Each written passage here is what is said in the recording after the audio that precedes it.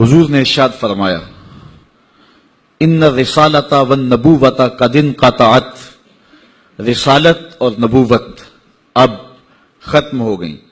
فلا رسول بعدی ولا نبی بعدی، میرے بعد کوئی رسول بھی نہیں آئے گا، میرے بعد کوئی نبی بھی نہیں آئے گا. بہت سارے لوگ مختلف زمانوں کے اندر نبوت کے دعوے کرتے رہے اور اپنے انجام بد کو پہنچتے رہے، اور سب سے بڑا فتنہ جو پیدا ہوا وہ قادیان کا دجال مرزا قادیانی. پہلے تو اس نے یہ کہا کہ حضور علیہ السلام کے بعد نبوت کا اجرا ممکن نہیں ہے، اور اپنی ایک کتاب حمامۃ البشریٰ کے اندر اس نے کہا رب رحیم شان والے نے ہمارے نبی کا نام خاتم الانبیاء بغیر کسی استثناء کے رکھا ہے، اور ہمارے نبی نے لا نبی بعدی کے بیان سے اس کی تشریح کر دی ہے جو طالب علموں کے لیے بالکل واضح ہے. یہ اس نے اپنی کتاب حمامۃ البشریٰ کے اندر لکھا. اس وقت تک اس کا پروگرام نہیں تھا کہ میں نے نبوت کا دعویٰ کرنا ہے. بعد میں آپ کی سیالکوٹ کی کچہری میں ہی وہ ملازم تھا، اور میں اگر تاریخ کے ابواب کھولوں تو بات لمبی ہو جائے گی. کچھ لوگوں کا انٹرویو ہوا، وہ کامیاب ٹھہرا، اور پھر اس نے پہلے راستہ ہموار کرنا شروع کیا، اور پھر ایک دن اس نے کہہ دیا کہ بعثنی اللہ علی راس المئۃ لأجدد الدین، اللہ نے مجھے صدی کے سر پہ مبعوث کیا ہے کہ میں دین کی تجدید کروں. مجدد بن بیٹھا. پھر کچھ وقت گزرا، اس نے کہا وَأَنَا الْمَسِيحُ الْمَوْعُودُ وَالْمَهْدِيُ الْمَوْعُودُ، میں مسیح موعود ہوں اور مہدی موعود ہوں. یہ حقیقت الوحی کے اندر اس نے لکھا، روحانی خزائن کے اندر موجود ہے. پھر ایک دن بدبخت نے کہا کہ منم مسیح زماں و منم کلیم خدا، منم محمد و احمد کے مجتبی باشد، استغفر اللہ لعنت اللہ علی الکاذبین. اس نے کہا میں ہی مسیح زماں ہوں، میں ہی کلیم خدا ہوں، اور معاذ اللہ استغفر اللہ میں ہی محمد ہوں، میں ہی احمد ہوں کہ جو مجتبی تھے.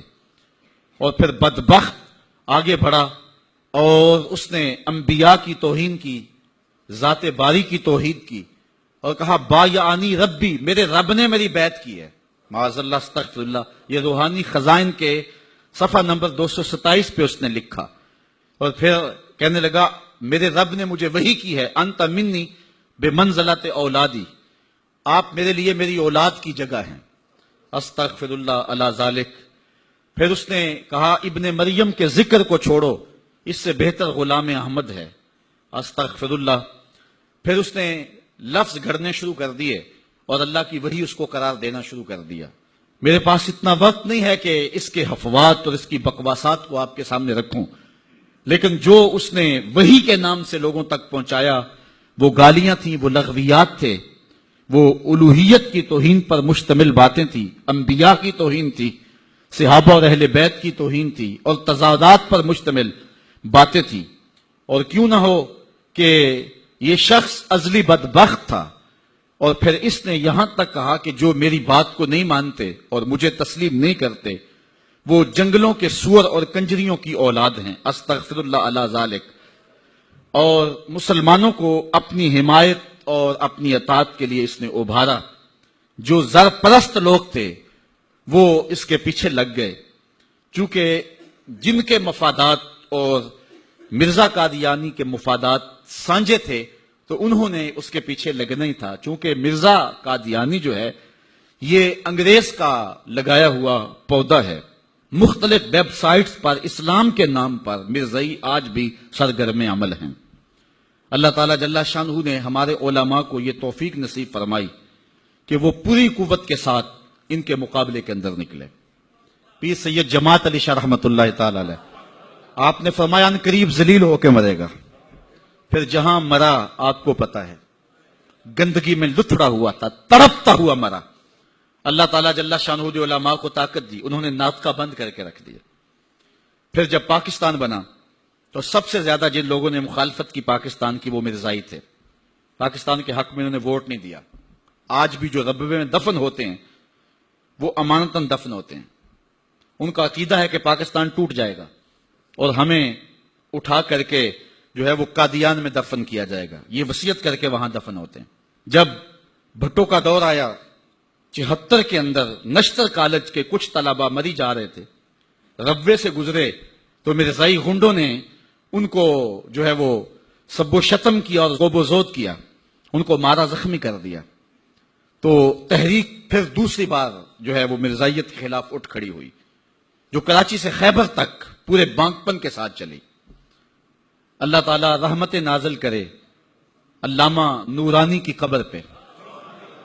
انہوں نے علماء کے دستخط کے ساتھ جو ہے وہ اسمبلی کے اندر درخواست جمع کروائی مرزائیوں کو اقلیت قرار دینے کے لیے، قرارداد پیش کی، اور پھر کیا ہوا، 3 مہینے کی مسلسل محنت۔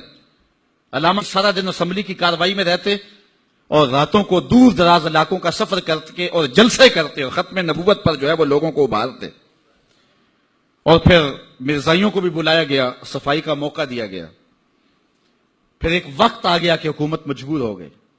مسٹر بھٹو علامہ نورانی سے کہنے لگے، نورانی صاحب یہ تو مدارس کے دارالافتاء کا مسئلہ ہے جو آپ اسمبلی میں لے آئے، یہ تو علماء کا کام ہے کہ کون کافر ہے اور کون مومن ہے، تو آپ اس کو اسمبلی کے فلور پہ لے آئے ہیں تو اس کو مدارس میں حل کرنا چاہیے تھا۔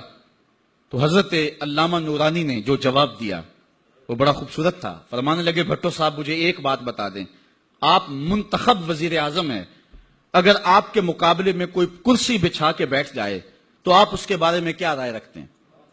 تو بھٹو کہنے لگا، یا وہ باغی ہے یا وہ پاگل ہے۔ تو کہا، بھٹو صاحب وزارت کی کرسی چھوٹی ہے، ختم نبوت کی کرسی بڑی ہے، اب جو کہتا میں نبی ہوں ماننا پڑے گا، یا پاگل ہے یا باغی ہے۔ پھر وہ وقت آیا، 7 ستمبر کی شام تھی کہ اسمبلی کے فلور پر جدھر دیکھتے تھے نعرہ رسالت اور نعرہ توحید اور ختم نبوت زندہ باد کے نعرے ہی گونج رہے تھے۔